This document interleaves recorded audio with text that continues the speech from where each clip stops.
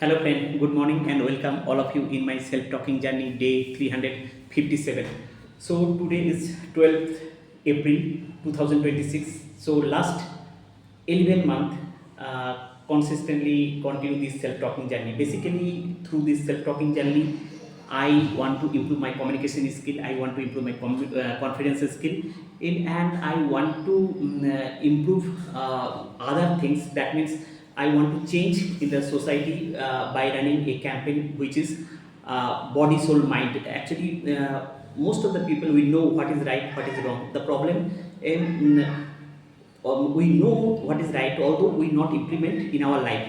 As that, and through this campaign, actually each and every day I encourage every people that at least 15 to 20 minutes we should spend some time with ourselves.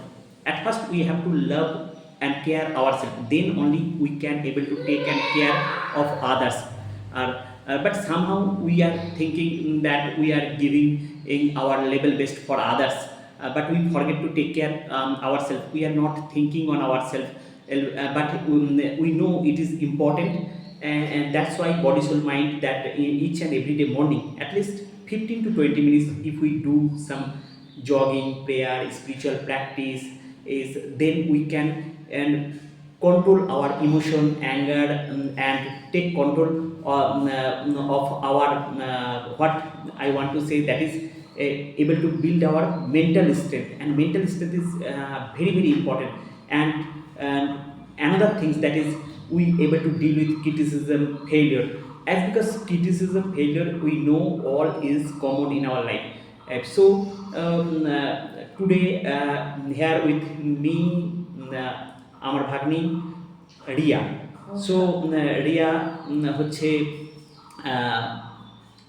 Graduation complete করেছে, আমি যদি ভুল না করি 2023। তো যাই হোক, তো আমি প্রতিদিন যেটা বলি যে আমাদের প্রত্যেকেরই জীবনে একটা গোল থাকা দরকার, এবং গোলের জন্য আমাদের কিছু সময় বের করে পড়া উচিত, যদিও আমরা সেটা জানি কিন্তু ইমপ্লিমেন্ট করতে পারি না। তো প্রথম কথা, এখানে আমি ডাইরেক্ট করছি যে নেক্সট কোনো গোল আছে? হ্যাঁ, আমার গোল আছে একটা নাচের স্কুল খোলার। এটা আমার ছোটবেলা থেকেই স্বপ্ন ছিল, কিন্তু বাস্তবে কোনো কোনো কারণের জন্য কিছু কিছু সময়ের জন্য সেটা হয়ে উঠতে পারিনি, বা আমিও এখানে করতে পারিনি। হয়তো আমি চেষ্টা করেছিলাম, কিন্তু আমার হয়তো 100% চেষ্টা করাটা হয়নি সেখানে, ওই জন্য আমি তৈরি করতে পারিনি সেটা। কিন্তু আমার খুব ইচ্ছা যে একটা নাচের স্কুল খোলার। আচ্ছা, তো এর জন্য আমরা আমরা যে কোনো সময় যদি আমাদের জীবনে কোনো ব্যর্থতা বা ফেইলিওর আসে, বেসিক্যালি আমরা সবসময় আমরা ব্লেম করি। ইটস এ কমন অ্যাটিটিউড, আমরা ব্লেমিং, কাউকে ব্লেম করি। তো এই জন্য কাকে ব্লেম এই করছিস জন্য তুই? আমি আমার ফ্যামিলিকে একটু ব্লেম করব, কিন্তু পুরোটা করব না। কারণ আমার ফ্যামিলি আমার জন্য আশা করি অনেক কিছু করেছে। আমার আজকে এখানে দাঁড়ানোর জন্য আজকে আমার ফ্যামিলি দায়ী। হ্যাঁ, মানে এত সাকসেস আমার জীবনে হয়েছে, এটা আমি ফ্যামিলির জন্য করতে পারছি, কিন্তু বেশিটা করতে পারিনি। কারণ এখানে কিছুটা দোষ ফ্যামিলিকে দিব, কিছুটা দোষ আমি আমাকে দিব। কারণ এক নাম্বার কথা, আমি নিজে সেই জোরটা দিই ফ্যামিলির ওপরে, যেই জোরটা খাটাতে লাগতো যে না আমি এটা করব, সেই জোরটা আমি হয়তো খাটাতে পারিনি। আর এদিকে ফ্যামিলি মানে আমাকে বাড়ি থেকে বেরোতে দিত না, মানে একটু ইনসিকিউর ফিল করতো আমার উপর, যে মেয়ে মানুষ বাইরে থেকে বের হবে, বাইরে যাবে, কি হবে না হবে, আর এখন তো দিনকাল ভালো না। হ্যাঁ, এরকমের জন্য আমি এই জিনিসটা করতে পারিনি। আমার কাছে অফার এসেছিলো, এটা ঠিকই, আমার কাছে অফার এসেছিলো, কিন্তু আমি করতে পারিনি। আচ্ছা, যাই হোক, মনে কর চাকরি বাকরি যদি দৌড় দেখা যায়, এখনকার দিনে চাকরি বলতে 100 জনের মধ্যে হয়তো 2জন 3জন চাকরি পায়। বাদ বাকি কিন্তু যদি একটা ক্লাসে যদি আমি বলি যে হয়তো গ্র্যাজুয়েশনের ক্লাসে যদি নাম্বার অফ স্টুডেন্ট যদি ধরা যায় যে টোটাল নাম্বার অফ স্টুডেন্ট 100, তাহলে সেই ক্ষেত্রে হয়তো 2-3জন ম্যাক্সিমাম গভর্নমেন্ট চাকরি করে, যারা গভর্নমেন্ট এমপ্লয়ি। বাদ বাকি সব কিন্তু পার্ট টাইম এমপ্লয়ি, মানে যেটা হয় সিভিক পুলিশ বা ওই রকম টাইপের, যেগুলো নিয়ে কোনো কিছু পার্মানেন্ট কোনো কিছু না। তো এই যে ফেলিওর, আমি যেটা বলতে যাচ্ছি, গভর্নমেন্ট চাকরি নেই, এবং তুই মনে কর আজকে গভর্নমেন্ট চাকরি পাসনি, তো এই জন্য কি তুই কোনো গভর্নমেন্টকে এর জন্য দায়ী করতে চাস?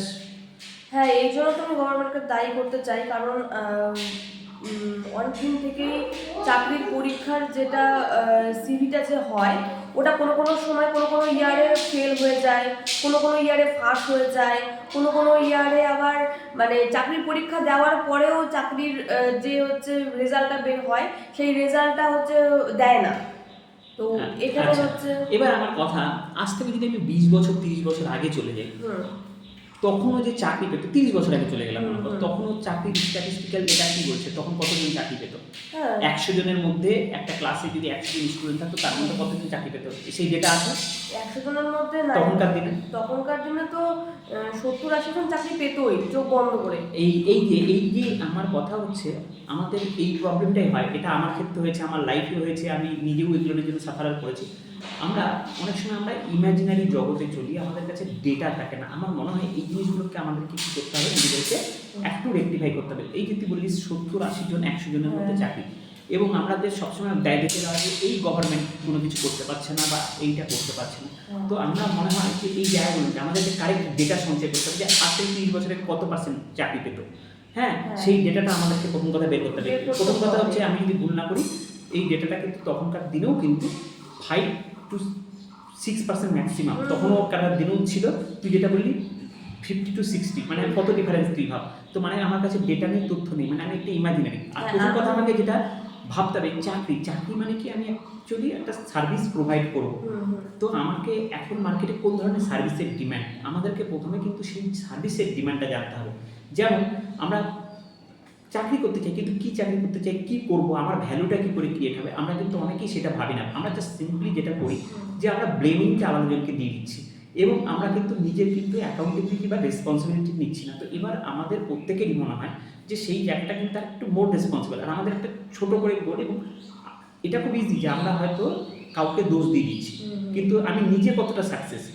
আজকে হয়তো আমরা হয়তো তুই হয়তো একটা প্ল্যান করলি যে তুই ড্যান্সের স্কুলের ক্লাস। এবার আমি তোকে একটা প্রশ্ন করি, মনে কর তুই এরকম কি কোনো দিনে অ্যাপ্রোচ করেছিস কোনো একটা স্কুলে গিয়ে কোনো একটা স্যারকে প্রপোজ করাতে, স্যার আমি আপনার স্কুলে একটা আপনার যে স্টুডেন্টরা আছে তাদেরকে আমি ফ্রিতে একটা ক্লাস সুন্দর ড্যান্স তৈরি করে দেবো, আপনি আমাকে একটা সুযোগ দিন।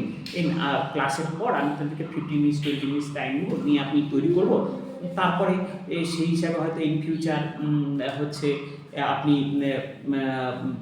যদি কোনো গার্জেনের পছন্দ হয় তাই সেখানে শেখাবে, বা আমি কোনো কিছু। তো এরকম কোনো কাউকে কোনো স্কুল বা অর্গানাইজেশনকে প্রপোজ করেছিস, তারপরে তোরা রিজেকশন করো। আমি মনে করি যে জীবনে যতজন মানুষ সাকসেস হচ্ছে তাদের পিছনে মানে যত, if you really want to become a success, just double your failure rate. যতক্ষণ না আমি জীবনে রিজেকশন হবো, যতক্ষণ না আমাকে জীবনে ব্যর্থ হবো, ততক্ষণ পর্যন্ত কিন্তু আমি জীবনে কোনো কিছু করতে পারবো না। তো